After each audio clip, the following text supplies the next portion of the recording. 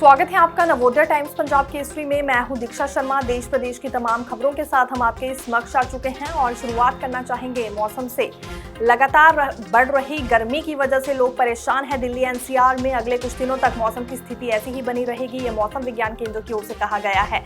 यानी कि भारी गर्मी का सामना अगले 3 दिनों तक करना पड़ सकता है। वहीं अगले कल बादल छाए रहेंगे, ये भी मौसम विज्ञान केंद्र की ओर से पूर्वानुमान जारी किया गया है, लेकिन बारिश की अभी तक कोई भी संभावना नहीं है। पिछले कल दिल्ली का अधिकतम तापमान 36 डिग्री सेल्सियस और न्यूनतम तापमान 26 डिग्री सेल्सियस रहा है। वहीं आज भी यही तापमान रहने का पूर्वानुमान जारी किया गया है। अगर देश के अन्य राज्यों के मौसम की बात करें तो साउथ वेस्ट मानसून की वापसी का पूर्वानुमान है। दूसरी तरफ ऊपरी हवा का चक्रवाती परिसंचरण उत्तर पश्चिम उत्तर प्रदेश और आसपास के क्षेत्रों में औसत समुद्र तल से 1.5 किलोमीटर ऊपर बना हुआ है। नई दिल्ली में न्यूनतम तापमान 25 डिग्री सेल्सियस के करीब रहने की संभावना आज भी जताई गई है, जबकि अधिकतम तापमान 26 डिग्री तक जा सकता है। दिन भर में औसतन पारा 29 डिग्री सेल्सियस तक बना रहने की संभावना भी जताई जा रही है।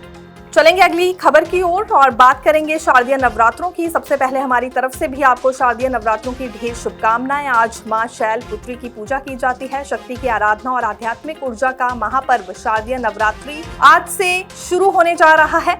पूरे 9 दिन तक चलने वाले इस उत्सव में मां दुर्गा के 9 दिव्य स्वरूपों की पूजा अर्चना की जाएगी और मां दुर्गा की भक्ति में पूरा देश डूबा रहेगा। यह पर्व बुराई पर अच्छाई की जीत का प्रतीक है। आज पहले दिन प्रतिपदा तिथि पर शुभ मुहूर्त में घट स्थापना के साथ मां शैलपुत्री की पूजा की जाएगी।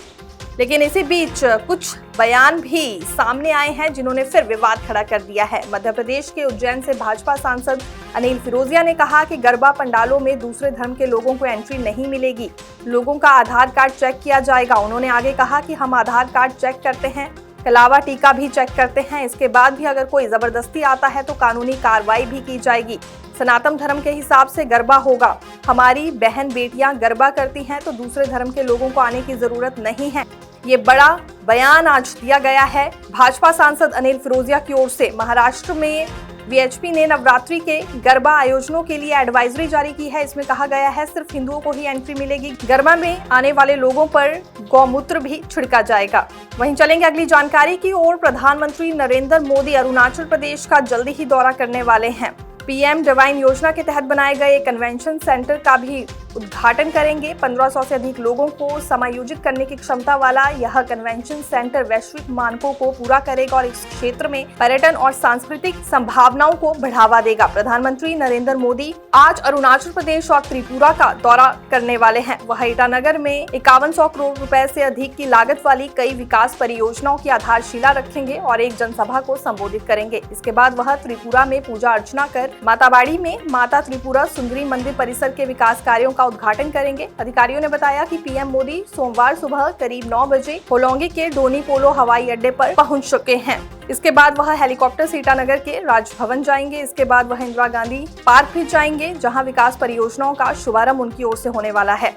सबसे महत्वपूर्ण जानकारी जो कि जीएसटी से जुड़ी है। जीएसटी की नई दरें क्योंकि आज से लागू हो गई हैं। अब घरेलू सामान पर सिर्फ 5% और 18% टैक्स लगेगा। इससे आम जरूरत की चीजें जैसे पनीर, घी, साबुन, शैम्पू के साथ एसी कार भी सस्ते हो गए हैं। वहीं छेना, पनीर, रोटी, चपाती, पराठा पर अब कोई टैक्स नहीं लगेगा। हालांकि लग्जरी आइटम्स पर 40% का स्पेशल टैक्स जरूर लगने वाला है। तंबाकू उत्पादकों पर 28% से ज्यादा टैक्स जारी रहेगा। पुराने स्टॉक भी नए रेट के हिसाब से मिलेंगे। सरकार ने कहा है कि पुराने स्टॉक पर भले ही एमआरपी ज्यादा हो, लेकिन ये सामान भी नए रेट के हिसाब से मिलेंगे। अगर दुकानदार प्राइस कट का फायदा ग्राहकों को नहीं देता है तो इसकी शिकायत कर सकते हैं। दोषी दुकानदारों पर जुर्माना या जेल की सजा भी हो सकती है। पल पल की अपडेट जानने व देखने के लिए बने रहिए नवोदय टाइम्स पंजाब केसरी के साथ। मैं दीक्षा शर्मा, धन्यवाद।